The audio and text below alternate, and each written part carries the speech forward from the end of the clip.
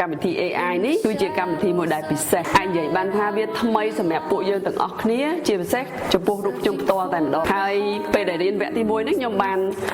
សាកល្បងមួយលោកគ្រូសូយ៉ាគាត់ប្រាប់មកអញ្ចឹងខ្ញុំតែហើយខ្ញុំគិតឃើញថាខ្ញុំគួរតែរៀនឲ្យបានលម្អិតជាងហ្នឹងពីព្រោះរៀនម្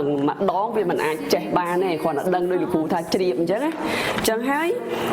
ថ្ងៃនេះមិនត្រឹមតែមកខ្លួនឯងមួយគ្រួសារមកទាំងកូន2នាក់ទៀតអញ្ចឹងណាចាអញ្ចឹងខ្ញុំគិតថាទី1មុននឹងរៀនហើយនឹងក្រោយរៀនគឺខុសគ្នាខុសត្រង់ម៉េចខុសត្រង់ថានៅពេលដែលយើងរៀនយើងគ្រាន់តែដឹងទេប៉ុន្តែដល់ពេលដែលយើងមកអនុវត្តផ្ទាល់មកធ្វើការសិក្សា